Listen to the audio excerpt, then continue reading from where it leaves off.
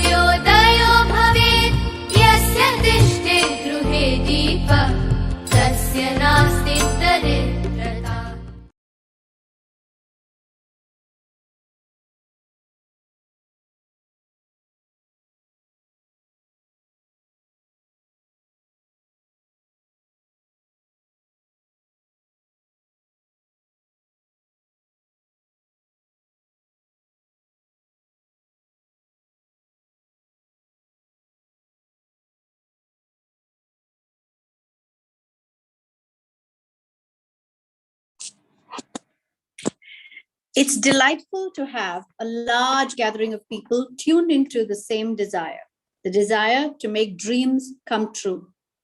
Today, we have a series of professional dream makers, people who dream big, work hard, and deliver to the world thirsty for education, a set of skills and tools that give them the ability to scale heights. Anupa Nyanakan, conference chair, is one of the many hats she wears. She's the Director of Education at ACTS Groups of Institutions. She is teacher, trainer, and facilitator, making sure teachers get what they need to be the best versions of themselves. Mother of many and listener to all, Anupa's skill set have patience and cheer topping the list. Anupa, the mic is yours. Thank you, Maitri. Sir Winston Churchill said, "Fear is a reaction, courage is a decision." It is this courage that this conference highlights, the courage of people who dare to dream, who dare to make a difference in their communities, who dare to bring change. And that is what Let Us Dream is all about. It's about giving a platform to all these courageous people to share their experiences, talk about their challenges that they face, and celebrate their successes. We hope that we all will leave this conference having been inspired and motivated to step out of our comfort zones and go that extra mile to make the world a better place. Thank you for being here today. Back to you, Maitri. Thank you, Anupa. And now, Dr. Sister Lalita Thomas. Sister is known for her strong view that reiterates that faith can move mountains. She's often spoken about how fortunate we are to be a part of an abode of light and knowledge. The college has received many accolades for their progressive work in education, both academia and fieldwork. However, Dr. Sister Thomas firmly states that the professional and personal growth of her students, when she witnesses the transformation that they undergo during their time at JNC, is the true reward. She is keen to remind her team and students that education is a priceless gift and of their responsibility towards our nation and society that comes with this privilege. I request Dr. Sister Lalita Thomas, Principal of Jyoti Nivas College, to declare the conference open. Thank you. Good evening and welcome. Thank you all for making this virtual community conference on sustainable community interventions a way forward towards certainty in uncertain times across the fields of education, health, and society a reality. Charles Darwin said, "It is a long history of humankind that those who learned to collaborate and improvise most effectively have prevailed." In that note, this year, the conference is hosted by Jyoti Nivas College Autonomous, whose mission is to turn out intellectually enlightened, morally upright, spiritually oriented, socially committed, and emotionally balanced young persons of our time. In line with this mission, the three-day conference presents a platform for community intervention, research, theories, and models to be shared, learned, and supported to provide its participants with a chance to bridge the knowledge gap by bringing together scholars and practitioners. I hope the resource persons ignite the commitment of each participant by creating an answer to their question, what is there for me in this conference? Let the forum for the next 3 days build bridges to create a shared sense of purpose among every participant and the collaborating institution. Jyoti Nivas College Autonomous is an integral part of Let Us Dream family for the last 3 years. I'm honored and blessed to be part of this conference. And I'm very happy to declare the much anticipated Let Us Dream Community Conference open and wish every person, organizers, and participants an impactful experience for the next 3 days and beyond. Thank you, and God bless us as we keep our light shining.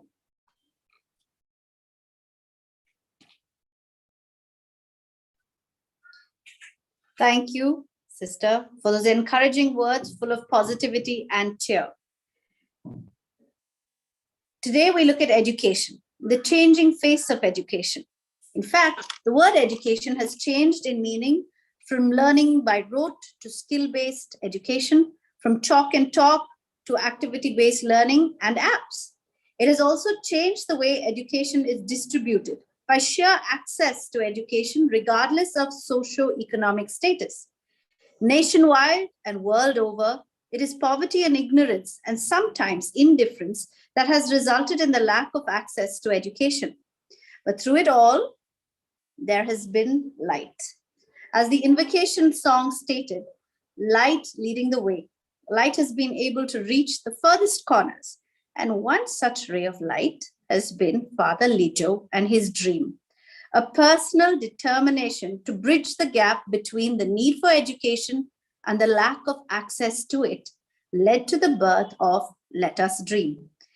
It's now just over a decade, and the Dream Project has reached far and wide, has moved from a volunteer-based working system to a regular 3-year program with specific syllabus studied in universities. Father Lijo, the man who dared to dream and founder of Let Us Dream, will now address the conference. Good evening, everyone, and thank you, Maitri. Let Us Dream Community Conference was started in 2017 at Louisiana Tech University with the intention of bridging community service initiatives, organizations, and higher education institutions for greater impact and support system and networking. And I'm so happy to see that the Bangalore Let Us Dream Conference is doing its 3rd annual conference this year.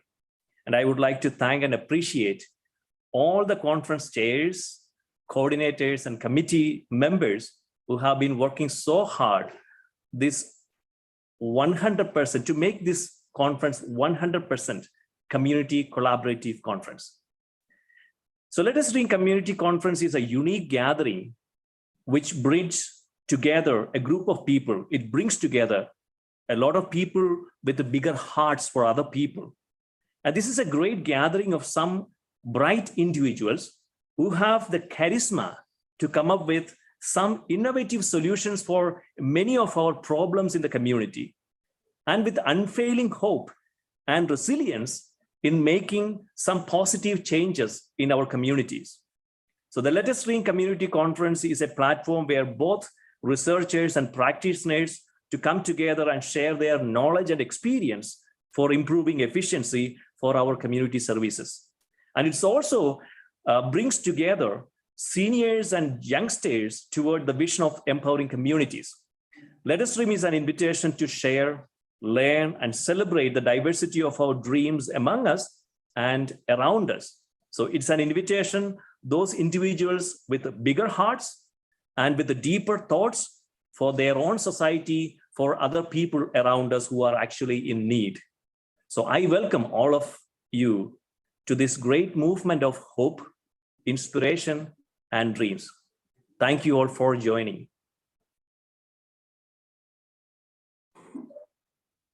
Thank you, Father Lijo. As every great has ever said in the field of social justice and equity, every drop counts. And we, the several, must carry on to do more and reach wider. Now we have Jyoti Tyagarajan. She juggles many roles: learner, teacher, researcher, and asker of many questions. Jyoti's dream started with a simple question: how to simplify and make education a delectable dish for all, regardless of language and economic status. This gave birth to Meghshana, a foundation that understands that teachers are the biggest stakeholders and thus aims to equip them with vibrant solutions. Jyoti Tyagarajan is our key speaker for the day. Hello, everybody. Whatever Maitri said, I have to confess to being a teacher first. And you know, today that's an important role to keep. But when they said education, they had me on the run. I said, oh, then I would like to talk at this conference. But keynoting, I'm just going to say a few things, and I hope it feeds into the rest of the day and perhaps the rest of the conversation of the programs that are going to come over the next 2 days. You know, the one thing about education that I find very persuasive is that it has a moral purpose. You know, education is not just something that we put together like a car. It's different. It has a moral purpose, and that all moral purposes always have a goal. So when you are goal-oriented, it is more likely to be a success than not. We just have to understand that we have to work for it. So I want to introduce something that was a newish word for me. I only heard it for the first time about 2 years ago, although it was actually put out in a book around the 1990s. And it's called the BHAG. I wonder how many of you have heard of the BHAG. It means the big, hairy, audacious goal. And I like all those words. I like the word big. I like the word hairy, as it's so big that it's frightening. Audacious. I'd like to think I'm audacious. I'm not entirely sure I always am. And there is a goal involved, right? So the difference is that when you have a big, audacious goal like that, there is a compelling vision that goes along with it. And you have to strive to get that compelling vision going. So you have to think big, and you have to plan for long-term success. But you know what? This was always related to companies and not really education. But why don't we put it into education and see if it will work? So here is my BHAG. Education for all the learners of this world. Now, that itself, just that statement, education for all the learners of this world, adds a certain moral purpose, right? Now, effective education for all the children all over the world, now that is an idea worth holding on to, don't you think? So practically, what I would like to do is to say that we take all the innovations that we can come up with, and it has to be innovative, because if it's not innovative, then it's not going to be successful, because we've tried everything else. And education, let's be honest, education in schools, especially government schools, lower order, for the bottom of the pyramid, has simply not worked. So let's be innovative, and let's try and scale this into high quality learning. The outcome must be socially compliant. It should be, we have to look at interrelations, we have to look at dependencies. So, I'd like to see the quality of this whole thing being raised, right? So the world over, if you were faced with something like this, everybody would say to you, of course, let's think tech, But the effectiveness of tech is different from the actual effect that technology has. And we've seen both in this in these days of COVID. We've seen how technology has not worked. We've seen how technology has worked. So let's pick all the right things and say, well, let's use tech and let's use ed. Now, here comes the problem. The education has to be, what might be the word I want to use? Must be accurate and must be targeted. And education that just is more of the same is not going to work. Just scaling up a more of the same education is not going to look good. It's not going to work. It hasn't worked this far. Nothing is going to change, right? So now let's think that what then must we do? We sit down and do a serious study, and let's see how we use technology to support this study. Let's blend what we know already about human beings and how human beings learn, and then see if we can overlay it with tech and bring the both together to a new frontier, right? So your lessons must be well structured. It must be good looking, because nobody wants to look at ugly colors put together and ugly diagrams used and so on. It must be useful. All of this must be nested into the material. And this, let me tell you, is far beyond a trivial task. And the worst of it is that nobody pays for it. And nobody thinks that it is worth paying for a good-looking, useful, well-structured learning material, right?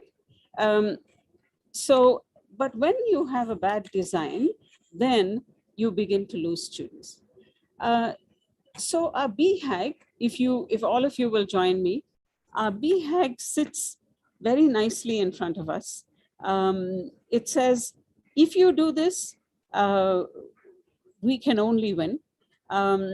So I hope everyone will begin to join me in thinking innovatively and getting something that works at scale and brings all the children into the kind of education that I think all children deserve, right? And with that, I hand over the ideas and the processes to you young people who must take it forward to fruition and I don't know, make this world a better place to live in. And these are the words I had to say. I hope I came in, Maitri, under the minutes that you gave me. I think I might have overstepped a little bit, and I apologize for the noise. It was a perfectly quiet house till this morning when 3 people started construction around me, but my apologies. Thank you, Jyoti. And you were within time limit.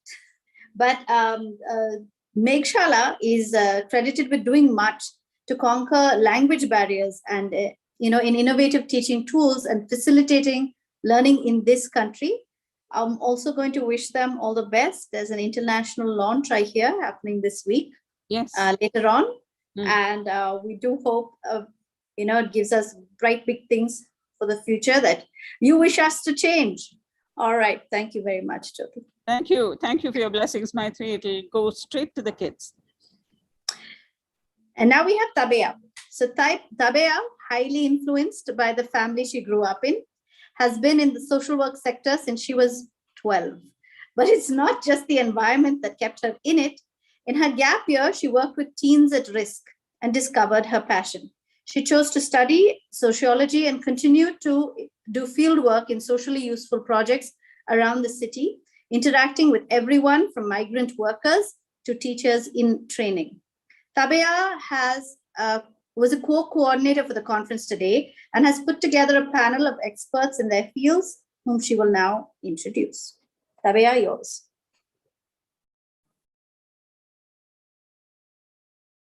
Good evening, everyone, and welcome again to the Let Us Dream conference. I'm super excited to start off the conference with education. As you all might have noticed, education has become a very hot topic today.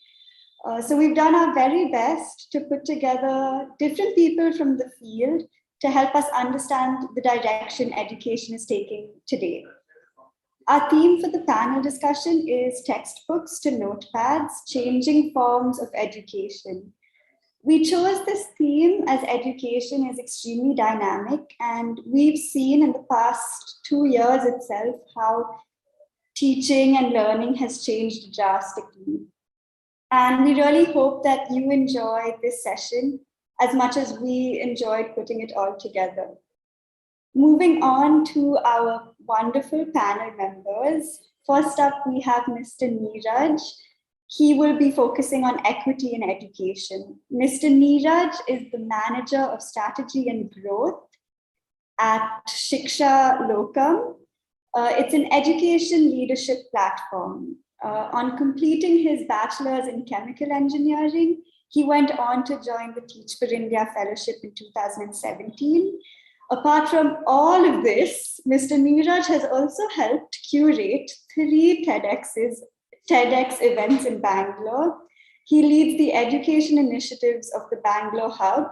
He is also the Director of Strategy and Scale at Kanasu Dream Foundation, an ambassador for 100, a Finland-based NGO, and is a climate reality leader trained in the 2020 virtual climate reality core training. Honestly, I don't know how he has the time to do all of this, but it's truly amazing. And we can really see his passion for teaching and learning and shaping the future generation. Next up, we have our socio-emotional learning specialist, Mr. Jimmy Cherian. He is the president and managing trustee of Creating Futures, an NGO focusing on skill development. Creating Futures was born from his vision to ensure meaningful and sustainable employment for all through the development of the right skills. I have had the opportunity to work with Mr. Jimmy, and I can vouch for the fact that he really does teach what he believes in, providing youth with a strong basis of skills like spoken English, communication, computer skills, leadership skills, amongst many others, to ensure that they are more than just what is taught in school. We all know how technology has become a strong tool in education today, and Mr. Mubin will be representing that part of education. Mr. Mubin is the co-founder of WISE and the founder of RISE, both education-based organizations. WISE is an online teaching digital tool set for teachers.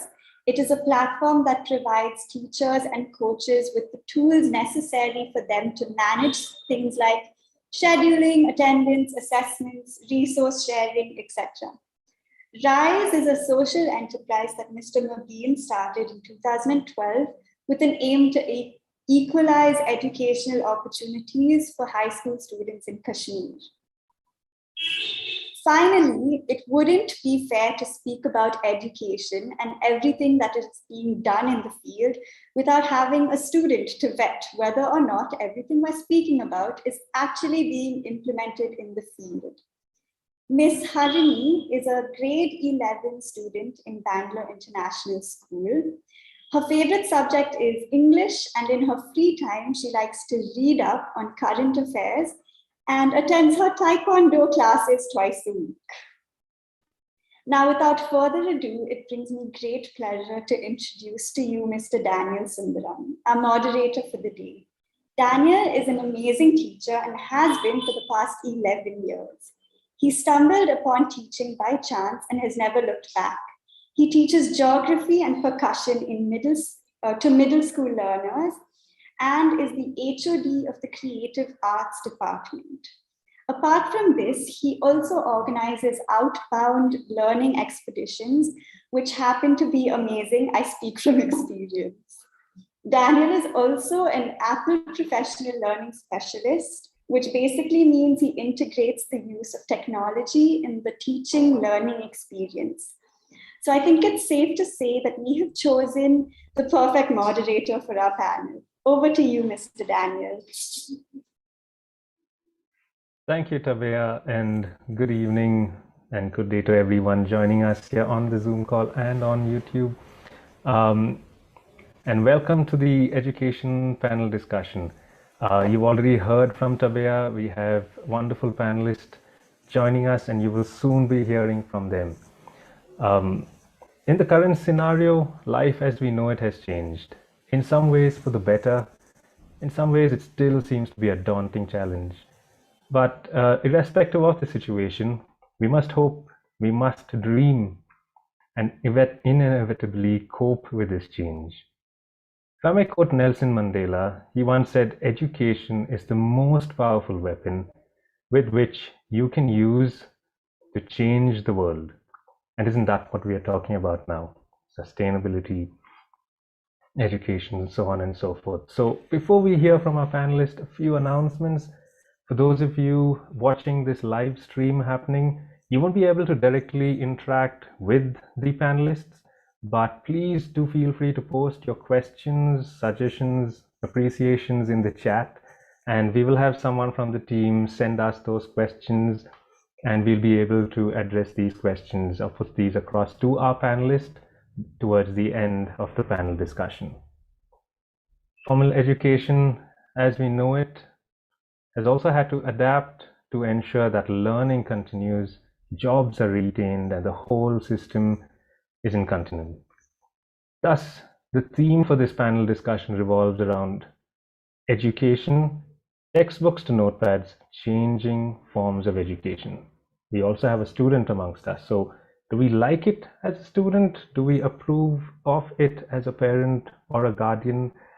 Are the teachers coping with this challenge? Do we have the infrastructure and the bandwidth to see this through in our current situation?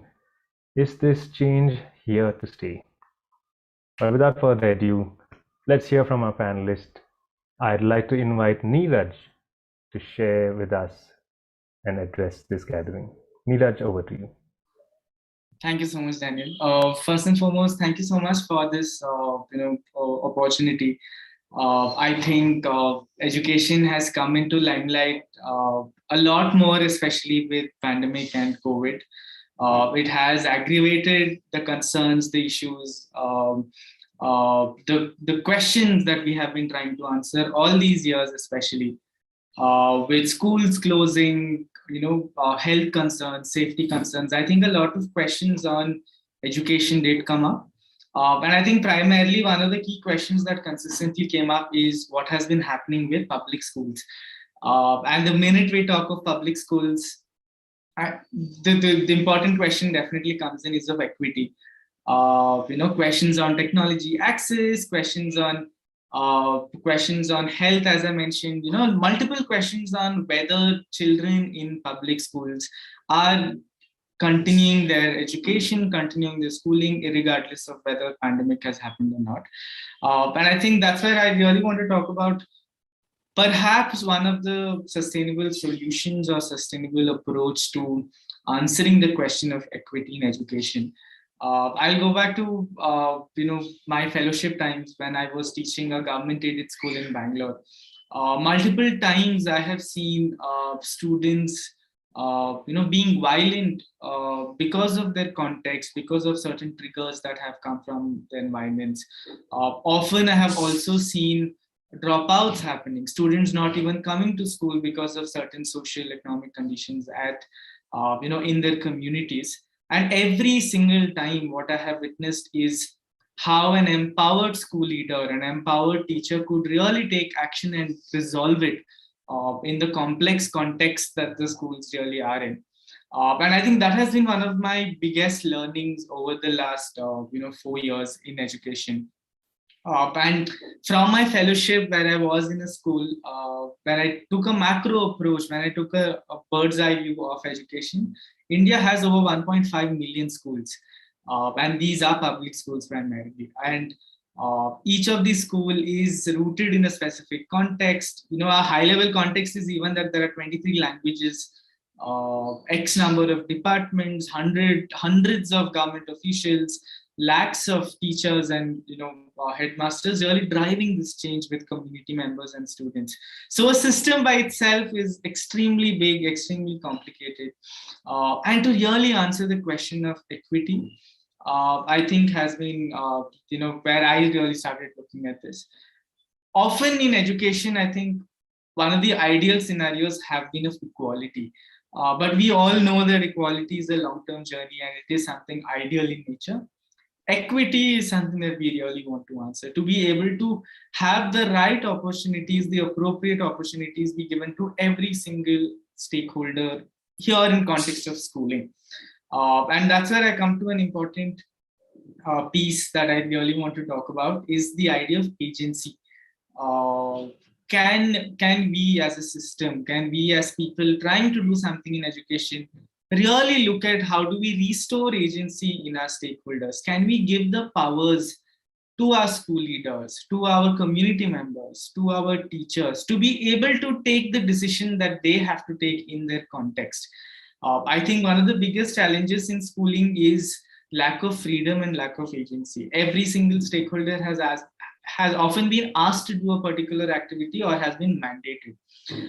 So I think at a scale system, one of the only ways to look at really answering the question of quality, access here in case of equity is, how can we empower our school leaders? How can we empower our teachers to take the decisions that they have to take? How do we make them the actual cheerleaders, champions of this driving change? Because they know their context best, they know the students best, as compared to certain general solutions that we often tend to, just pull down in the ecosystem. So I wanted to just, introduce this notion of agency and how do we restore agency in our school leaders, in our schools. so that every single school leader, every single educator in a public school feels empowered enough to take a decision by themselves and really be able to lead the change. And I think for this, collaboration is key. Making it incremental, making it small, but every single day a gradual intervention is key. Leadership is key, and I think in context of textbooks to notepads, to be able to rightly identify that technology is not a solution but an enabler.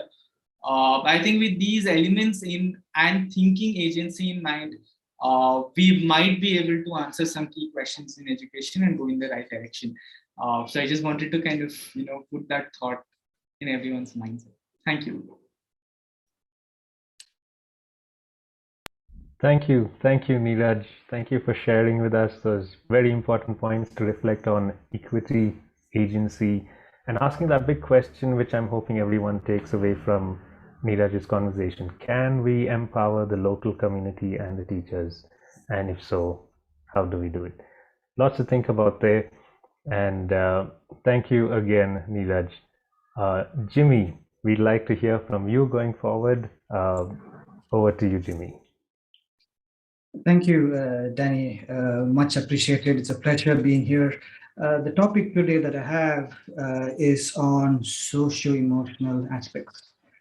And it's important for us to know the context. And let me take some time to set the context.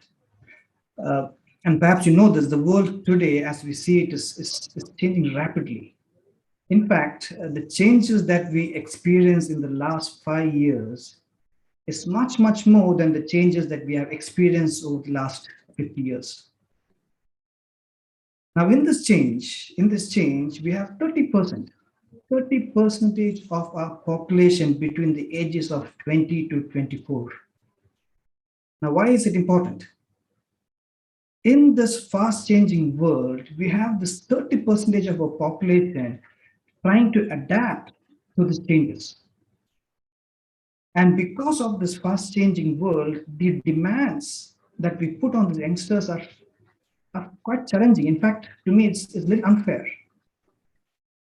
Now, there is an urgent need for us to address this.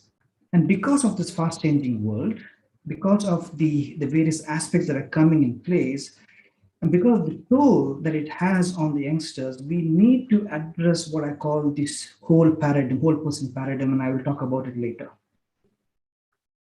But before I get into the whole person paradigm, I also want to focus on 3 aspects which I feel are the root causes, and perhaps there may be more, but 3 aspects that I feel that we need to discuss about. First is the parenting challenge. We are in an era where both the parents are working, or there is high level of disruption at home, be it abuse, be it fights, be it distress due to finance, or we have homes where there are quite a few single parents. For worst case, we have homes where parents are not equipped to guide and parent the youngsters. So that's one dilemma, the parenting challenge. The second aspect where we need to take into consideration is the technology aspect. We are in this technology era, with Facebook and Instagram and Snapchat and whatever that is there. But what does this do? Fundamentally, they put filters on everything. All we see is that life is amazing. We see wonderful vacation pictures. We see successes. We see beautiful people partying and everything nice. Even though life is tough for many of them, or probably all of them, all we see are beautiful, wonderful, happy, hunky-dory pictures. And that is what I call filters. And in the social media, everybody, every youth, and not just youth, every individual has got things sorted out, right? They got things figured. The problem is there's a huge gap between the real world and the ideal world. And sometimes we just do not know what is a perception and what is a reality. We know that, and we know that engagement with the mobile phones releases dopamine, and you know that dopamine is extremely addictive. Dopamine is as addictive like a cigarette or a gambling or drinks. So what we do, we have a whole lot of 30% of the population, or probably more, hooked on to mobile phones, and they look at messages, look at, has anybody seen my messages? Has anybody liked it? And then they get very emotionally disturbed when somebody defriends them. So second aspect I want to talk about is the technology challenge. The third aspect, which is equally damaging, is the environment that we have today. We're more worried about numbers. We're more worried about KPIs. We're more worried about goals. We're more worried about fame and fortune. We're more worried about what others are doing. Can I get an iPhone? Can I get a laptop? Can I get the latest things? So we are always in this comparing mode and always in this competition mode.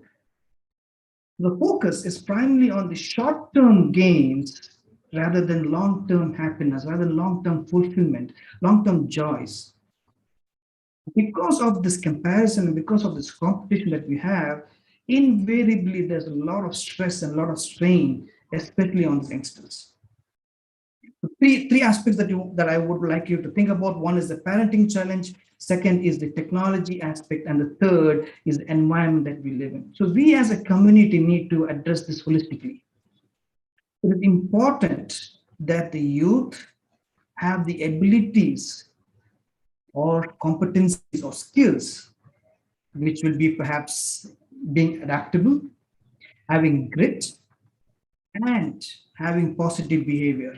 And I'm calling it three, but it can be much more, like resilience, endurance, persistence, never give up, ability to rise up from failures. So these are the skills that we ought to teach our youngsters. And this will enable them to deal effectively with the demands and challenges of everyday life.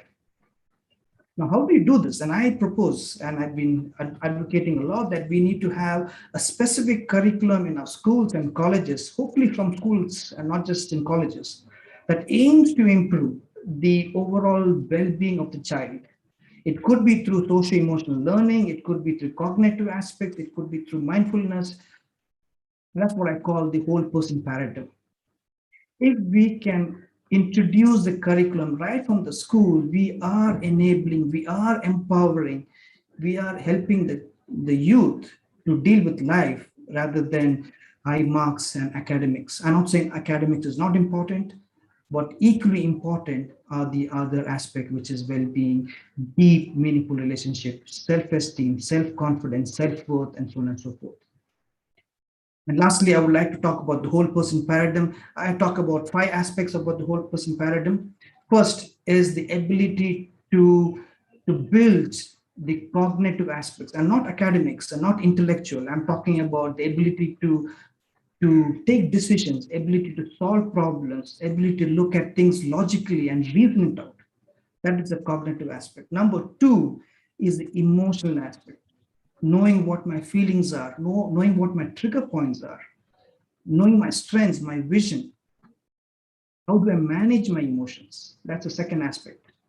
Third is a physical aspect, the body, and I don't have to say much about it. Fourth is spiritual, and I'm not talking about religiously, I'm talking about having a sense of purpose, values, having to know what your vision is, how you can leave a legacy for yourself.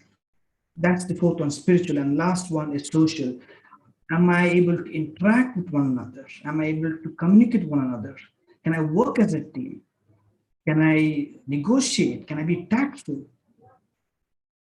As you see, these are extremely important skills that we need. And if we need to equip our youth in this fast changing world, we need to look at addressing these aspects. So I leave you with this. Is there a possibility to have this curriculum in our schools and colleges so that we build an holistic being prepared for the future? Thank you. Over to you, Dan. Thank you, Jimmy. Thank you for that enlightening message about adaptability, grit, and all the other skills that you said must come with focus not just on academic, but the socio-emotional aspects, challenging us with the changing times to do with parenting, technology, and the environment in general. Thank you again, Jimmy. And now we'd like to hear from Mubin. Mubin has also done some great work in his field. Mubin, over to you. Okay, thanks, Daniel, and thanks everyone in the organizing team for this opportunity to interact. I'll give a brief introduction to give more context to what I would be talking about. So I'm Mubin. I've worked as a teacher for past 8-10 years in Kashmir with the aim to equalize access to quality education. And over the past 8 years, me along with a group of incredible teachers, we were able to see great results in Kashmir, where a lot of our students made it to Ivy League colleges, IITs, and other prestigious universities. So I've seen the impact what good teachers, sincere teachers can have at students, no matter the disadvantages students can have because of political, geographical, or economical reasons. But once COVID happened, things turned upside down. And initially, to be honest, I was happy. I was happy in terms of like now technology would be used, internet would be used. Like internet is supposed to equalize access to opportunities, and that is what I was working towards. And I observed in hindsight a very clear paradox that how technology, instead of solving these problems, was proving to be a hindrance to solving these problems. Because as we like, education has a lot of stakeholders. The primary beneficiary is the student. There are content creators, there are institutes, but I believe there's some bias as well. Like I believe at the fulcrum of it is a teacher who acts as a communicator or a messenger of all these things to a student. And I saw how technology was not allowing teacher to reach out to their students, in terms of not all teachers were as tech savvy as these tools expected them to be. Not all students had access to sophisticated smartphones or even high internet speeds all over the country, and particularly in my case, where we had 2G internet. So that is when I realized that there's a need of a tool or a need of a platform which kind of solves these problems. And coming to a very brilliant point that Neeraj raised earlier, but during this entire process, I realized that technology is not a solution, it's an enabler. And we decided to enable a teacher. We decided to create a tool which kind of makes online teaching very easy, because we realized that what had happened immediately as an aftermath of COVID was a lot of teachers, a very few teachers who are tech savvy, were able to use these tools and were able to reach out to their students. But most of the students, their education just discontinued because their teachers were not tech savvy enough to figure it out. Like me, despite having an engineering background, found all these tools developed in the West very complicated to use, and my students found it even more complicated. So we realized that there's a need for a platform which kind of makes online teaching very simple. And we started that last year itself, and we saw tremendous results. Like initially, it was created just to solve my personal problems of me reaching out to my students. Then I realized it's a larger problem in my region, which has 2G internet. But eventually, I realized it's a pan India problem, if not the world, where teachers are unable to reach their students because of teachers not being tech savvy enough, or because students not having very sophisticated smartphones. So we saw tremendous usage from teachers across the country, more than 20 lakh people across the country using the app as of now. And I'll talk less about what it does and more about our learning to people who are listening to this. Like our key learnings were that through technology, we need to enable teachers. And the more we enable teachers, the more easy we make teachers' lives with regard to operating these tools, with regard to reaching these students, the greater impact it has. Like a teacher has the best knowledge of their students. They know their students' weaknesses. They know their students' strengths. They even know the cultural nuances of their students. But we as technologists do not have that strong insights into it. So our job should be to enable the teacher. The more we enable the teacher, the more we empower the teacher or an institute or a school, the better are the eventual learning outcomes or the growth outcomes of students. So that is what our key learning has been. And that is what my key message is. That over the past 1 year, I have worked day in and day out to empower institutes, empower all kinds of teachers reaching out to their students. And if there is anyone who finds this interesting or meaningful, I'll be happy to have a conversation and work with them.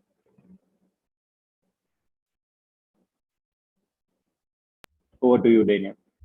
Thank you, Mubin. Thank you for showing us that technology shouldn't necessarily be an end in itself, but more a means to achieve something which is more meaningful and purposeful. In this case, enabling a teacher, enabling a learner to reach their goals in a better manner.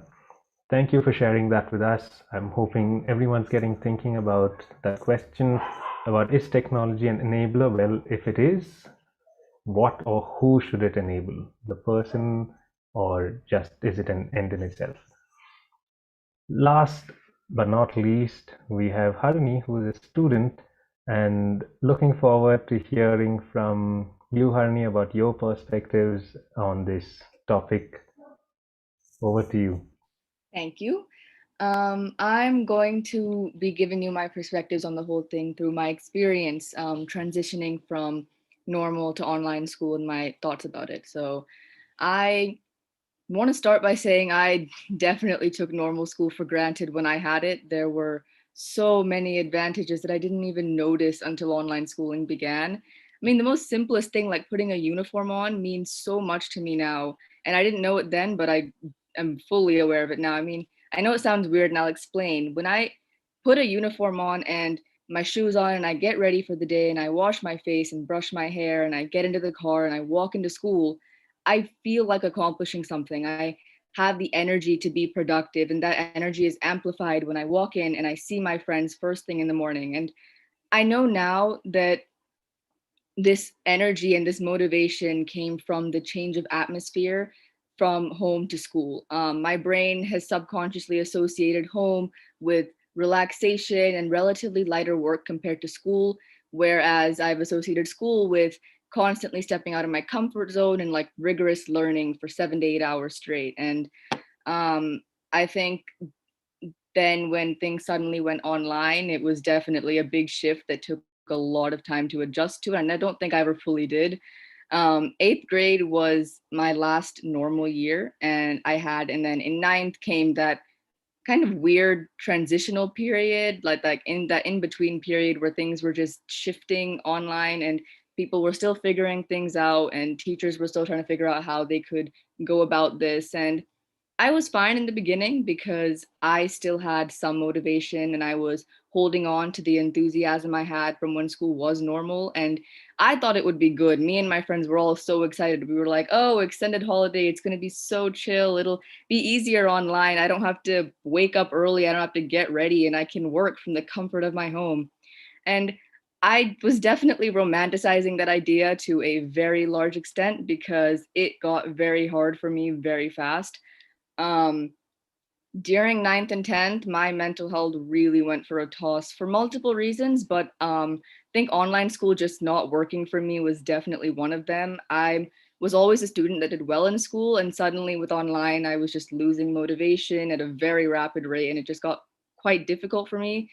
I do wish that more schools would take our emotional well-being into account during that whole. I do my head toss. Check my 1 second. I don't know what that was. I'm sorry. Like I was saying, what was I saying? Yeah, I do wish more schools would take our emotional well-being into account when transitioning onto the online forum. It was extremely difficult, and I know I'm not the only student that felt extremely overwhelmed and unmotivated a lot of the time. And as a student, I felt pretty voiceless a lot of the times because I saw students eventually open up after teachers constantly asked us to about what they were going through mentally, only to get a very vague and generic response, as well as about 5 new assignments all due at midnight. So it did get very, very overwhelming. And I think one of the biggest mistakes I personally feel like teachers made was keeping up the same teaching pace they were using offline while teaching online. Teaching at the same speed didn't give us any time to adjust to the drastic changes. And then we were slowly losing whatever inspiration we had to keep on like continuing. And by the time we did adjust to the online forum, when we got an actual schedule ready and we had it down, we were already so behind, and just the thought of catching us up was absolutely exhausting. It was so tiring. And I think the whole thing just left us very, very tired, if I had to sum it up. I was enthusiastic about the online learning for about a month, but it ended in me waking up like 5 minutes before class, logging in without getting ready, sitting there with my camera and mic turned off, not participating at all and not taking notes. But I mean, to take notes, I would have had to pay attention, and I wasn't doing that either. So there was just such a drastic change in my will to work hard and stay motivated. And it was so difficult watching myself get to that point, and just the whole thing just made me very, I was just not a good time. I would definitely be lying though if I said teachers didn't work hard to make sure we stayed inspired. They eventually started asking us to wear our uniform to online school and encouraged us to keep our cameras on. And while a lot of students didn't like this, I thought it helped me personally because I felt way more energized and I wanted to be more interactive and engaged with my class. And they also made a huge effort in terms of making online schooling enjoyable. There were fun quizzes, online presentations, and so many different interactive websites we were introduced to. And all of this definitely helped me. And while it might have had something to do with the fact that with my camera on, I wasn't allowed to be distracted because my teachers would easily figure it out, I do think that there was genuinely a huge benefit with that because I feel like that technological barrier was cut a little short with the with us being able to see each other and know what we're thinking. Um, this barrier though, it is unavoidable, and I wasn't ever really having as much fun as I did in offline school, and I know that that's a very, very hard thing to achieve, but it was a pretty rough journey. But school is transitioning back to normal offline right now, and I could not be more grateful. It was definitely an experience, but it's one that I learned a lot from, and those lessons I will keep with me for a long time. I wanted to talk about some of the things the other panelists said and things I agree with. Mr. Jimmy Cherian had talked about this whole person paradigm, and he had talked about how we should have a specific curriculum to improve our overall well-being, and I fully agree. Right now, I'm in 11th grade, and I am seeing so many students have huge crises because they have no idea what they want to do. They don't know. They don't even know what they like anymore. They're just so confused because of all these random opinions. They don't know how to think for themselves anymore. They're lacking confidence. They don't know how to make decisions. There's that whole sense of purpose is just lacking completely. And the other skills he was talking about, like interaction, communication, being adaptable, and being motivated and resilient, if these were things that we had been taught from the beginning of school, I feel like online schooling would have been a much better experience for me and a lot of other students. So I do think this is an issue that needs to be addressed, and I really hope that he gets someone with the whole person paradigm and that curriculum, because it really is a great, great idea. Also, Mr. Mubin had talked about the technology barrier. So when I was saying things about how I was never feeling motivated, I don't want it to be like the entire blame was on the teachers, because there was a huge barrier that we had to get across. And it was a hard one too, because that was not one that any of us had expected. And so I do think that they tried really, really hard, and they definitely helped. But I think if we had a little bit more time, then I think we could have definitely gotten somewhere with that. And I really hope that I do think the app that he created is a wonderful tool. And if more schools were using it, and if they are using it now, it's going to be so much better. It's going to be really, really good. And I want to just end by saying that whatever I've said is from the perspective of somebody who thrives off social interaction and absolutely loves learning. So this whole transition thing, some students may not agree because they're more introverted. I know kids that personally love the online forum because it's so much easier for them. They enjoy the comfort of their house. But for me personally, it was not the greatest for me. So just keep that in mind. This is my personal experience, and yeah, that's about it. Thank you for having me. Thank you, Harini. Thank you for being so brave and open about sharing your opinions and perspectives and everything you've been through attending school from home. I'm sure it can't be easy. And for me, as a teacher, that's a lot of advice for me to take. And great that you summed up everybody else's points and touched upon all of those. So message for all of us then, the environment is so very important and sets the mood for whatever we want to do. Emotional well-being and being resilient seems to be keywords that we must take away and use in everyday life, considering the theme, overall theme of this panel, a way forward towards certainty in uncertain times. To the panelists, I'm hoping that we have some questions which should be coming up very soon on the chat. Oh yeah, I can already see a few of them coming in. And panelists, if you would stay on. We have one question from Mr. Manoj, and I think anyone can take this. In India, there are government schools and educational institutions which are affordable, but lack in terms of infrastructure and quality. On the other hand, there are various private education institutions that demand high fees and have better infrastructure and equipment to study. Any thoughts on how we can address these gaps so that quality education becomes affordable and accessible for all? Can I have Mubin perhaps take this, and even later if someone else wants to respond to this? Yeah. By all I'm means. happy to say something about that then. Please go ahead, Jyoti. Yeah, sure. After Mubin, I think. Mubin, you After first, you, and Mubin. then.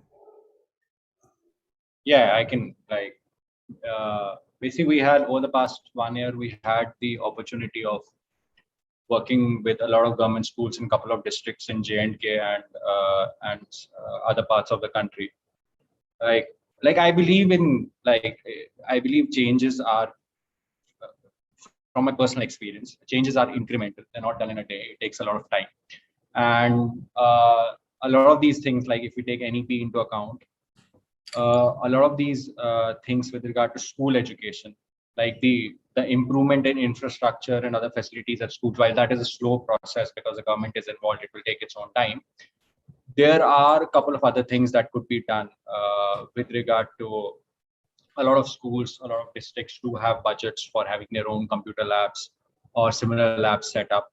And with the booming edtech, although they are usually primarily money making, there are a lot of things that have opened up, a lot of open source things that have opened up on which teachers can be trained, and students could be like taught very technical things with regard to their core curriculum, with regard to like the latest fad coding or other specific skills. So I think if technology is leveraged in the right way, there is a lot of opportunity to provide certain incremental changes at various government schools.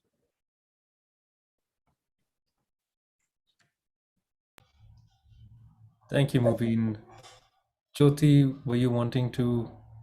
I was, but somebody else also wanted to talk. But I'll go right behind Mubin and use Mubin's schools as an example of what we do. So Mubin has the set of schools that he has been with, and that would be, do you think 40, 50 schools? How many do you think? No, I think more than we had all the government schools of at least 2 districts. So it was a very large number. It was a couple of hundreds. Excellent. Okay.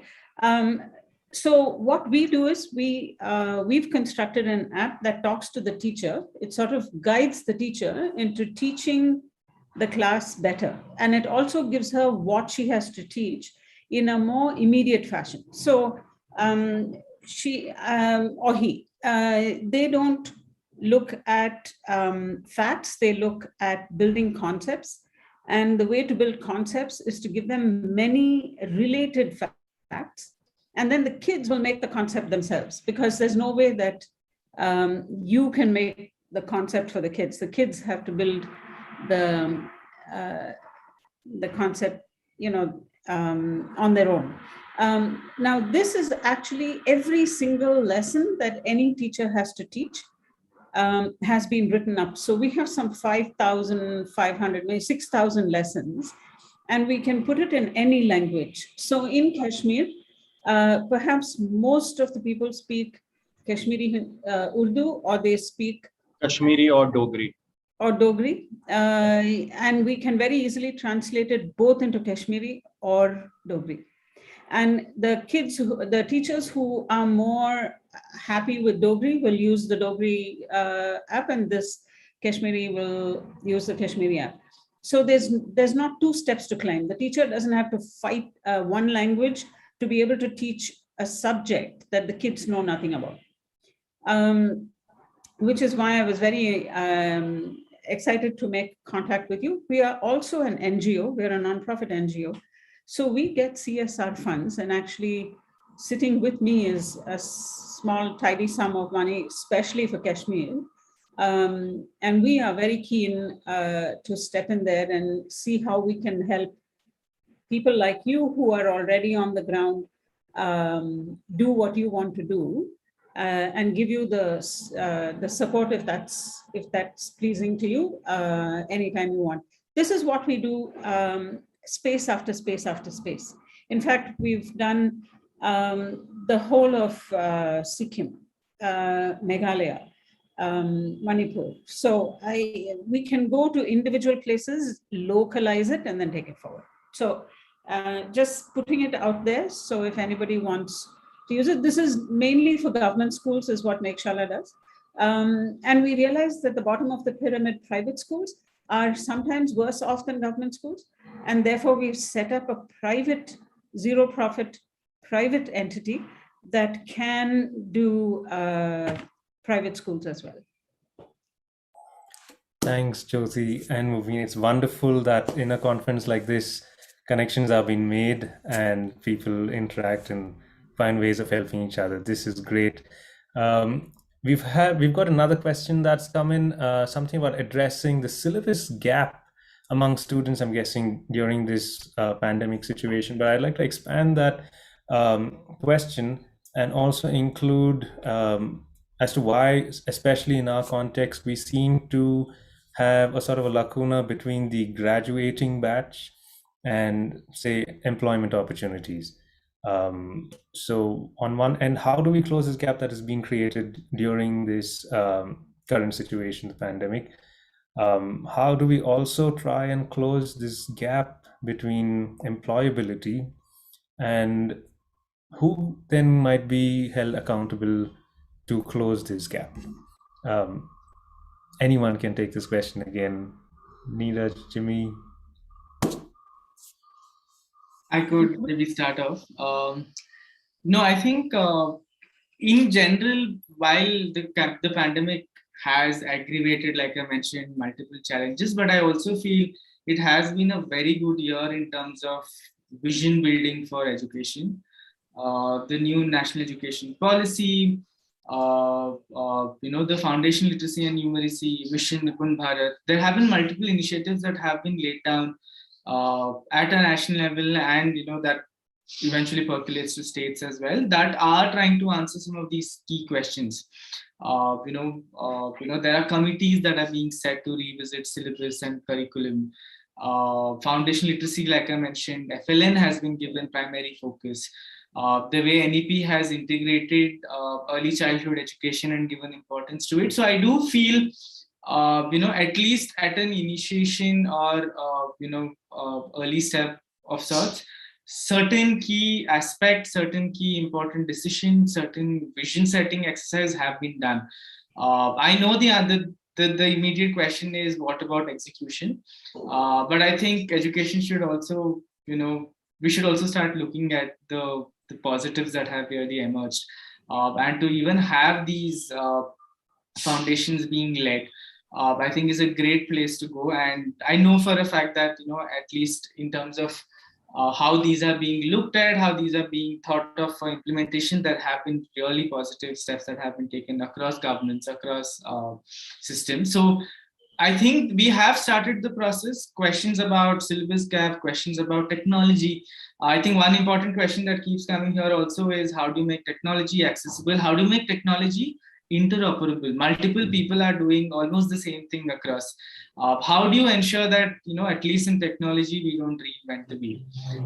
So I think relevant infrastructure blueprints. I know Government of India has just launched something called as the NDIA, which is the National Architecture for Education Technology. So I think these conversations and these aspects have been brought in. The way Diksha has been leveraged, over the last, especially during COVID, has really shown what technology can do in public schools.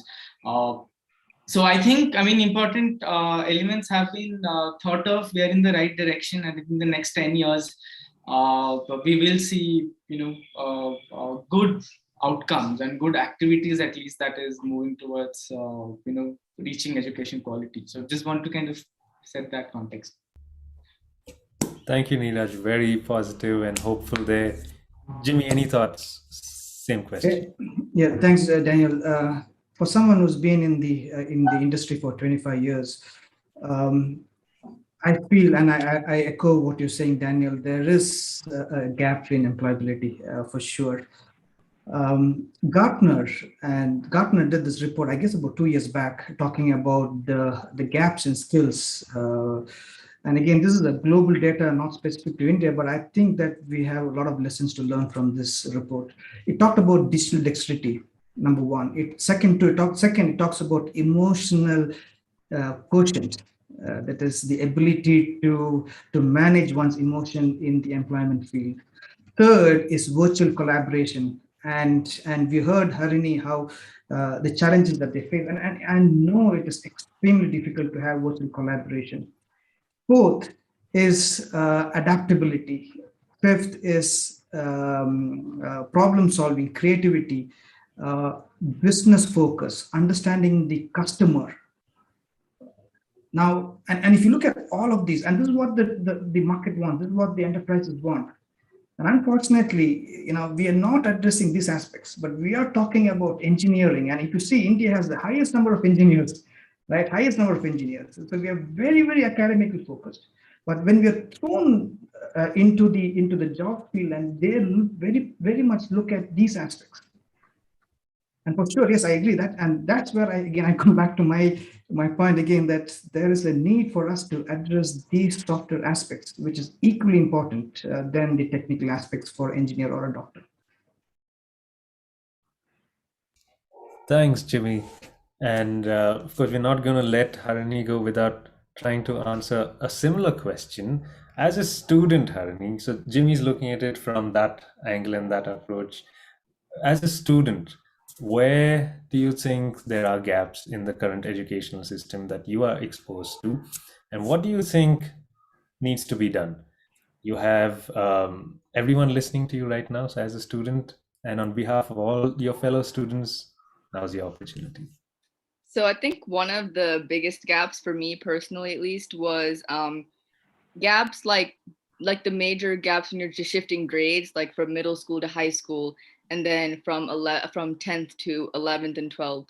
Like the curriculum changes. Like for me, in 9th and 10th, I was in IGCSE, and then in 11 and 12, I'm doing IB. And I feel like those gaps, and also the gap between like 8th and 9th, those really weren't bridged for me at all. And for a lot of other students, we were just kind of thrown into the curriculum. And every time we were like, this is getting kind of hard. This is kind of a lot. We're not used to this.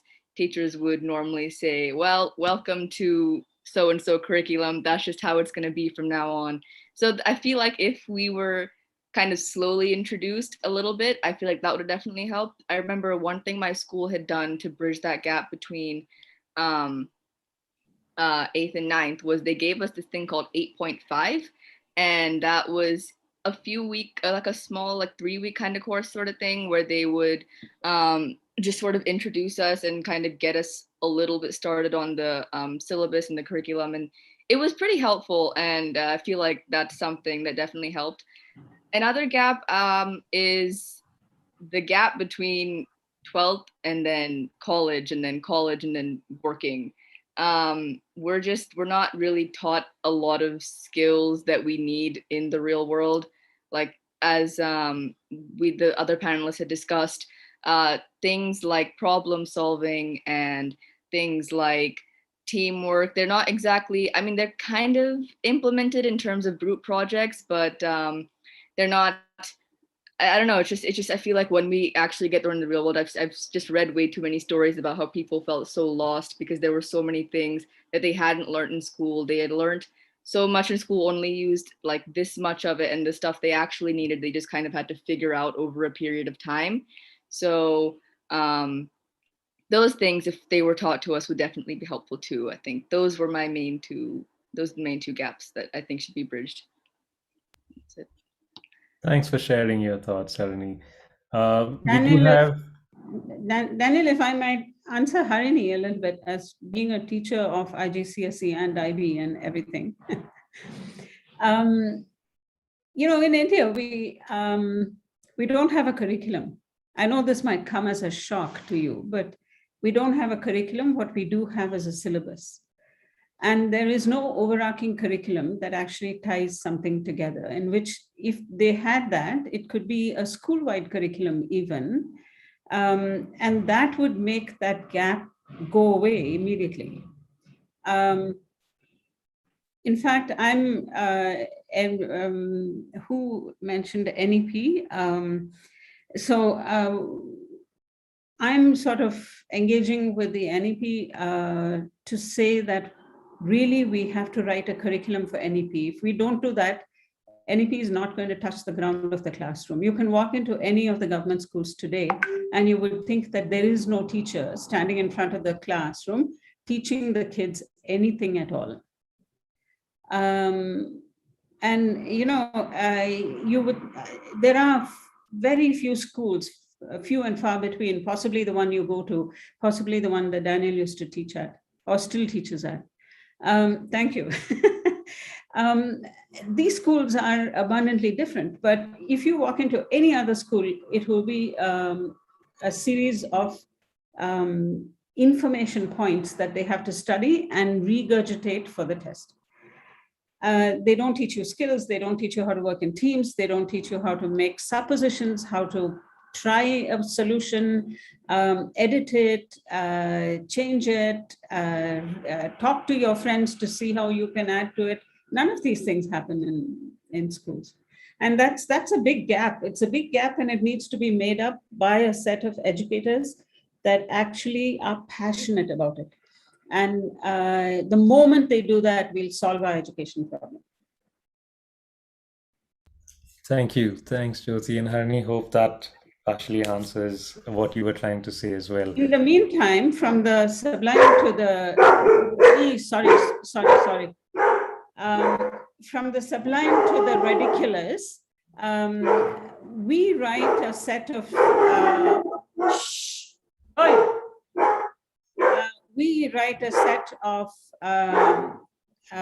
lessons called the learning gap, which teaches teachers how to teach from where the kids left off to where they are teaching right now. So it's a jump, and we do it. It's free, available to everybody. Just look it up. It's called the Rescue Team.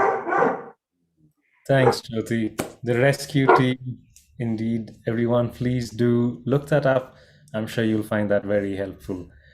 We do have more questions coming, but in the interest of time, we are going to wrap this up.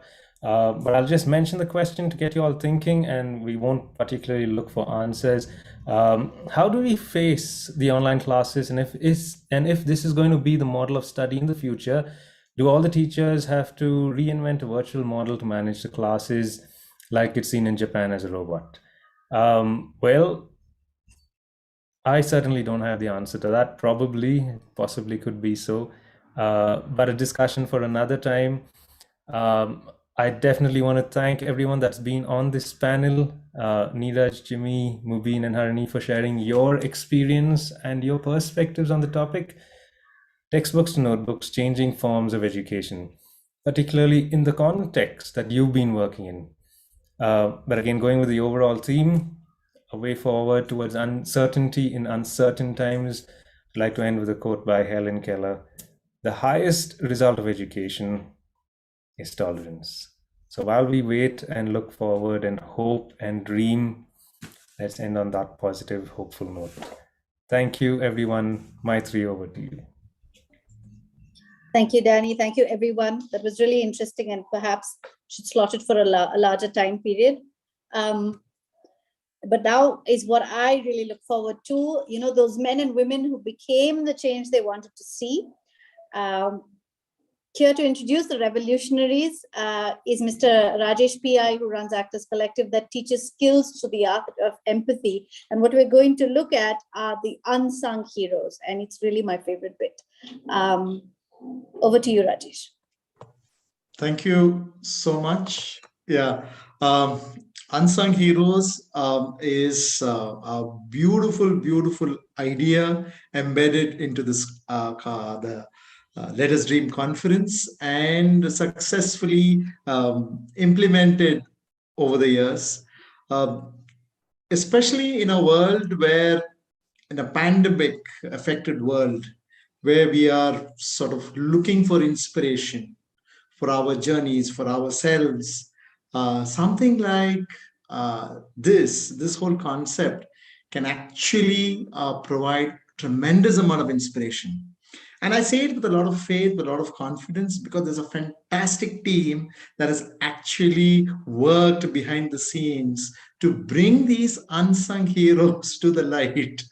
And that has been a fascinating experience. I'm not going to say anything about these unsung heroes. There's going to be a video which is going to be played shortly. But I just want to say this, that while in this whole journey of searching, looking for these diamonds, and this time, of course, we are focusing on Bangalore. So looking for these people, spreading those nomination forms far and wide, and with a dedicated band of volunteers, who've been very passionate about this journey, and mentors from Christ, from Jyoti Nivas, and from across the board, across the spectrum. This has been truly a journey, a soulful journey. So in a short while now, you're going to see a video where we will be featuring some of these nominees on day one. Every day you will get to watch a few nominees.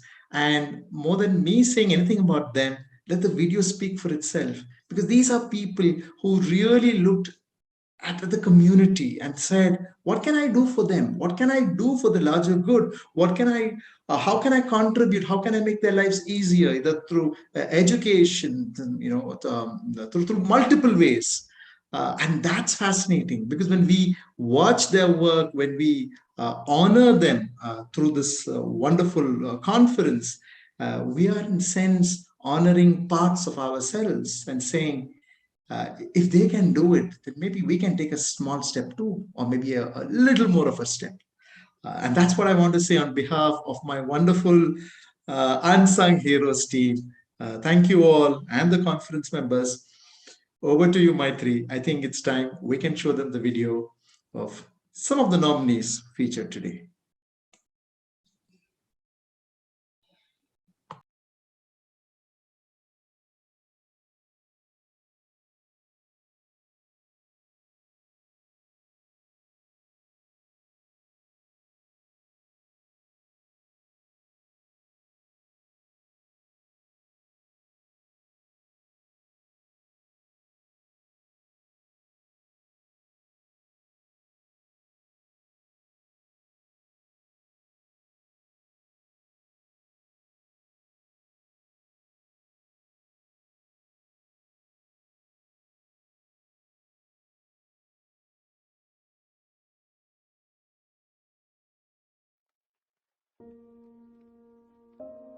Mrs. Saraswati is one of the founders of an NGO called Diya Ghar. The organization was founded in 2016 and aims at providing primary education to the children of migrant laborers. This NGO is active in the Banaswadi area and goes on to 11 similar settlements across Bengaluru. Saraswati is a consistent and passionate social worker. Her contribution to the society and in the lives of underprivileged children is inspiring. The difficulties posed by the pandemic did not hinder the community programmers. They extended their care to providing nutrition, childcare, healthcare, and parent empowerment among the migrants instead. When young children are provided elementary education, it motivates them to enroll for higher education as well. The community schools help the children develop their capabilities and allow them to become global citizens.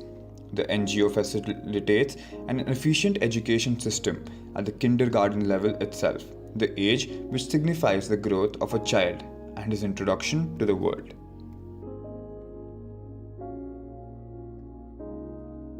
Harshit TR.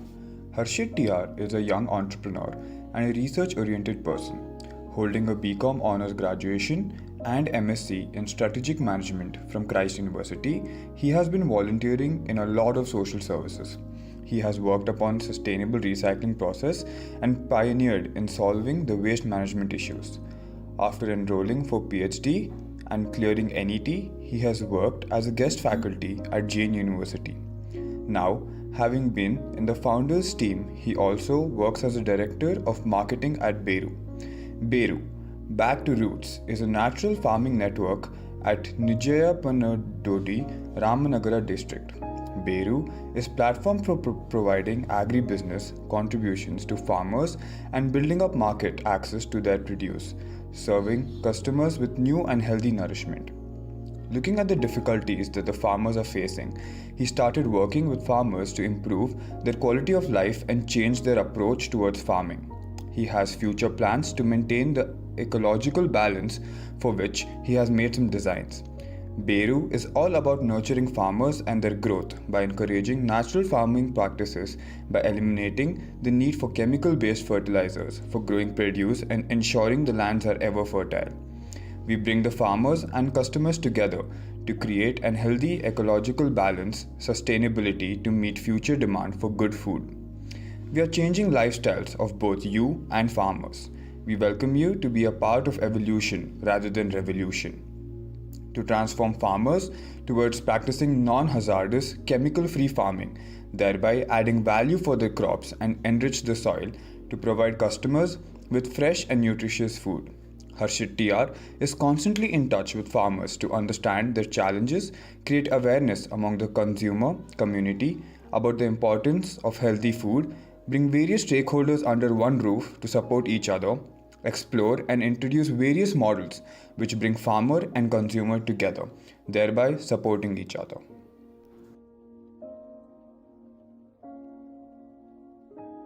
Mrs. Aruna Divakar. Aruna Divakar believes that, like everyone else, through quality education, training, and necessary accessories, underprivileged people will never be a sign of a person in their lifetime. With this belief, young people in Kurtigata are committed to improving the lives of people in and around the city. After a humble start in 2015, the team has reached 2,800 children so far, supporting 3 children with quality education from Yelahanka.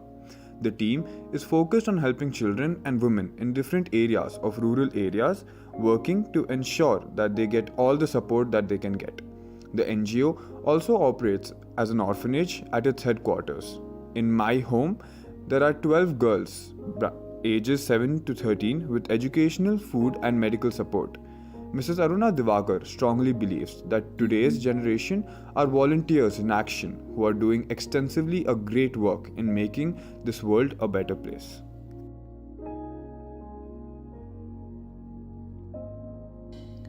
Dr. Meenakshi Ravi. Dr. Meenakshi Ravi is a psychosocial resource professional, music therapist, and also the founder of Meera Center for Music Therapy, Education and Research. Being armed with a PhD in marital counseling and having been learning Carnatic music for 45 years, had led Dr. Meenakshi Ravi to combine her interests and create a niche space for herself in the field of Indian music therapy. Dr. Meenakshi Ravi uses music to provide strength and happiness to her clients at the school, Meera Center, whether they are undergoing difficulties in their personal or professional life. She has worked with several neurodivergent clients and has helped them by using modules consisting of holistic development approaches and music therapy. She has been in the field for over 2 decades and has never sought any publicity or commercial benefits from her work. Her only motivation is to serve the society.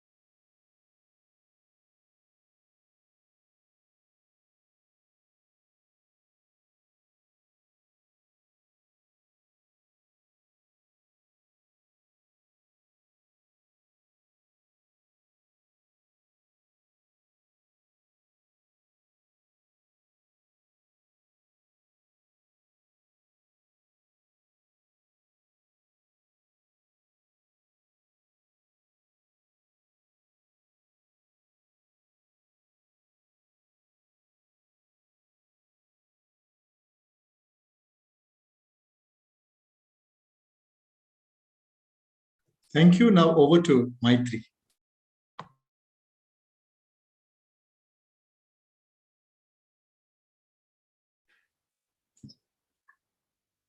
All right, I hope you liked it, because I think we're left with nothing but to be inspired.